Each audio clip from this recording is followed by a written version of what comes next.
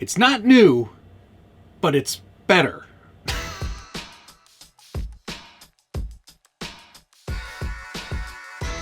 Welcome back to the Scale Builders Guild. Thanks again for watching. Today we're taking a first look, hopefully run and review of the new-ish Element Enduro Bushido. Yes, sometimes I get the naming wrong. It's not a Sendero, it's a Bushido. And here it is. It's very reminiscent of the original Bushido that came out about, how long ago was that? October 12th, 2022 is when this truck came out. I know that because I was there. So Element has done this truck before, but this one is better in a couple of ways. And I'm going to explain to you how they've come to this conclusion and how I'm helping you come to this conclusion as well. First of all, this is sort of, if I'm honest, a 7th-ish scale RC. Yes, it's labeled as 1/10 scale, but that's not true. 1/10 is sort of, in this case, in relation to the chassis and the electronics, putting it in the same category as all the other trucks that are already in this category. But because it is a shorter wheelbase, but it is built around what is supposed to be a Suzuki Samurai, those things were super tiny. So there's no way this is 10th scale. It is really much closer to 7th scale, if anything. But it looks great. I really like this body style. I think Element did a great job with it. This nice light blue metallic is so much more reminiscent of the early generation of Samurais that this is supposed to represent. It just really hits for me. I think it looks really, really good. Now, same things. Body style, the same. Wheels and tires. Well, the tires are the same. The wheels are black now. They were silver or gray on the original. We still have the same front plastic bumper, big, huge tube-style bumper. Nice molded grille with light buckets. Yes, you also get light buckets here for your fog lamps. They are licensed by KC Daylighter, which is kind of cool. I don't remember seeing that before. It probably was there. You still get wipers, you still get mirrors, you still get the roll cage, but that's where things start to change. Now you get this sort of faux spare tire cover on the back, which looks comically large, but it is in scale with the other tires. I'm not sure a Suzuki Samurai could handle that on the back of it, if I'm honest. Still get the tube bumper under there, but let's take a look under this. This is a removable cover. Of course, it is elasticized and some sort of fabric, so you can pull it off of this spare tire, faux spare tire there. You could put a real spare tire in there. It has all the connection points, so if you had a spare general grabber in the 4.65 tall tire, you could stick it back there. So that's kind of nice to see, and then you could cover it back up with this really handy cover. I like this fabric cover. This is nice that they included this. Get on there. That's cool that they added that. I think that makes for a nice little scale accessory. I like that on the back there. That's cool. So yeah, that's it for exterior similarities.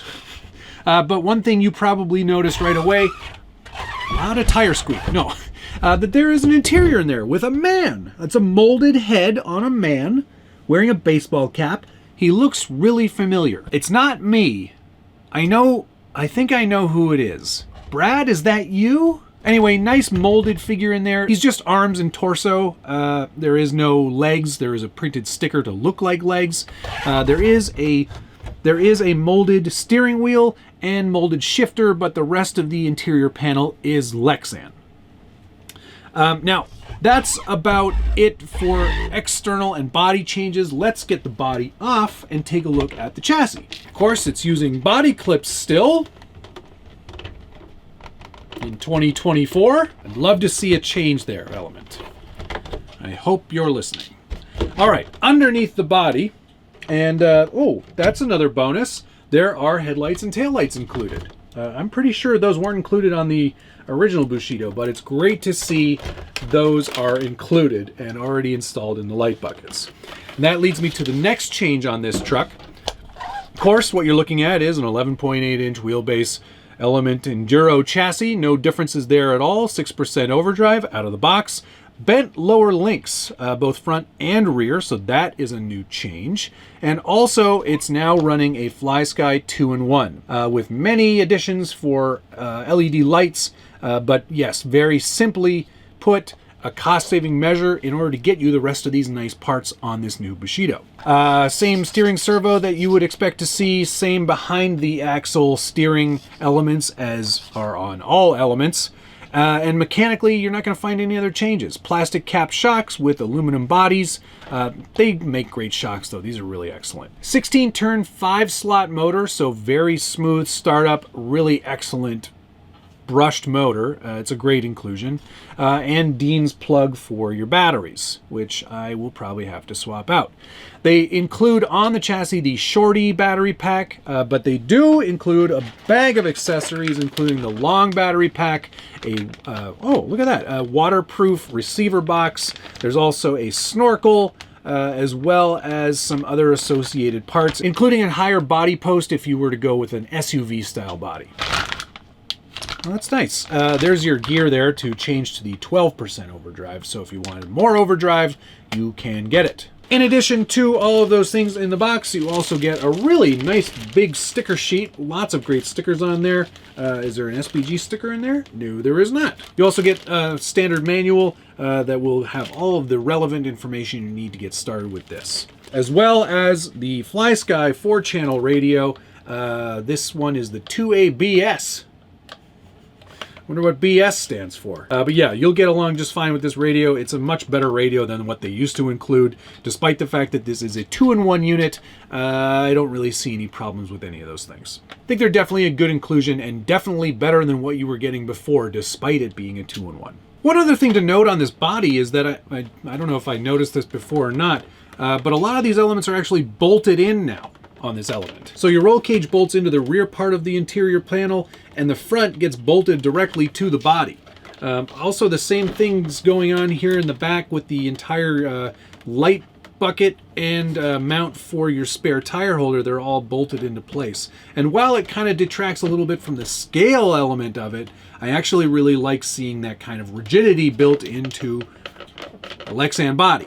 And one of the other benefits of the Bushido is that there are already a whole slew of parts available from Knight Customs to help customize your Bushido. James offers all types of parts, and I've already started to print out a whole bunch of them. Where did I put those? Here's what I've started with already. You can see this is the Bushido interior from Knight Customs. Printed this on my Bamboo Labs X1 Carbon and 2 different filaments. There's sort of a matte gray here and then this metallic blue.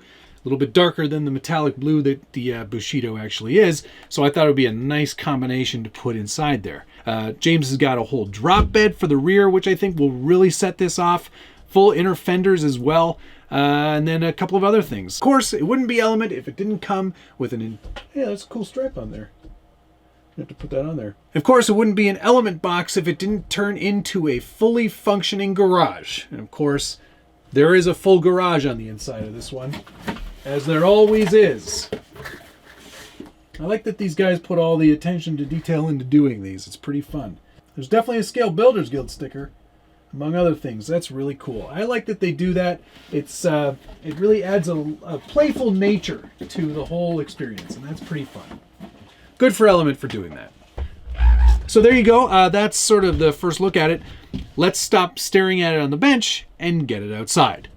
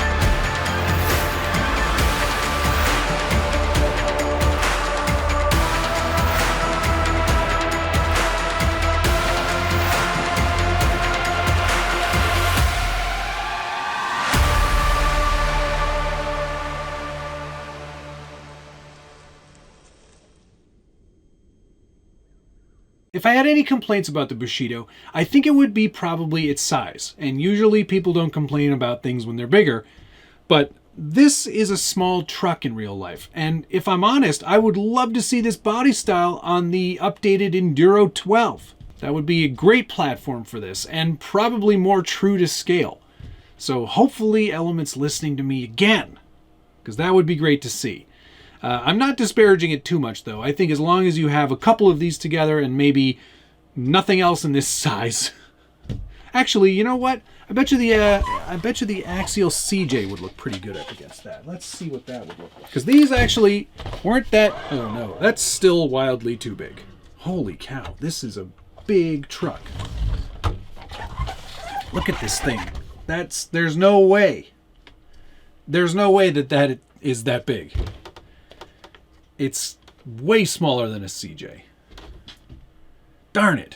Now, of course, the Enduro has been around in one form or another for a long time now. I think going all the way back to 2018, which is 6 years. Wow, that's crazy. I know that there is the Enduro SE, which is definitely a huge step in the right direction in terms of modifying and updating the platform. But do you think there's still life in the original Enduro? Put a comment down below. You know I love reading through your feedback, and I try to answer as many of them as I can. And of course, if you're enjoying this video and you like to see trucks that are Lexan, even if they're not, hit the like button. Subscribe if you haven't already, although many of you have, and ring that notification bell, although I don't think it does anything. I think that's going to do it. Thank you so much to Element for sending me the Bushido so I could do this review, and of course you for watching me do this review. Thanks so much for watching. We'll see you again soon.